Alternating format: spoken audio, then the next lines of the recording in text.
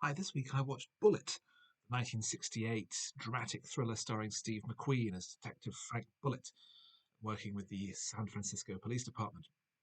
He's retained by a congressman to guard a witness who is planning on turning state's evidence against the organization, and they babysit him in a rough motel for a few days. But some men break in, they shoot the witness dead, and severely injure one of the police officers. However, Bullitt smells a rat and starts his own investigation and discovers a web of intrigue and mystery and one of the most famous car chases on film. It's an epochal film. It was the first car chase to be done like that, with cars driving on real streets at real high speed, with McQueen doing much of his own driving as well. And on those terms, I think it feels very modern and fresh. But it's just been superseded so heavily by so much that's gone since then. One that springs to mind is Ronin.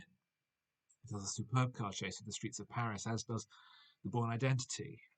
So although this is the grandfather of modern car chases, it certainly isn't one of the greatest. Has been exceeded in all departments since then.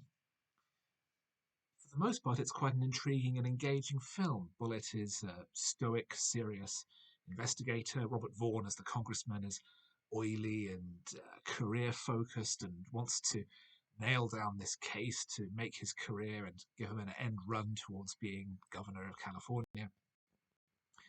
But the plot is somewhat shapeless and poorly structured, and particularly going into the film's final third, in story terms, it completely falls apart.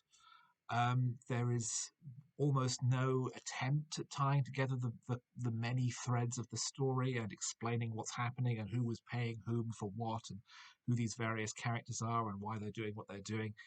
And it ends simply in a foot chase around an airport, which is excitingly done and engaging, but it feels as though the film has just forgotten about narrative coherence and just decided to end on an action climax. There is a very mild thread throughout of Bullitt's girlfriend, an artist played by Jacqueline Bisset, who is concerned about him immersing himself in this grimy world and is he too only fit for the sewer? And maybe this is following through to something towards the end, and it's really not followed up at all. There's hints that maybe Vaughn's character is after more than he suggests, but that never really goes anywhere. It's very sloppily put together. It's a film that lives and dies more by its style than by its content. And thanks to Peter Yates, it looks terrific. It's slickly edited. The photography is very strong. The opening sequence of the letters zooming towards the audience, becoming transparent and transitioning into the next shot is very clever. Lalo Schifrin's music is legendary and with good reason.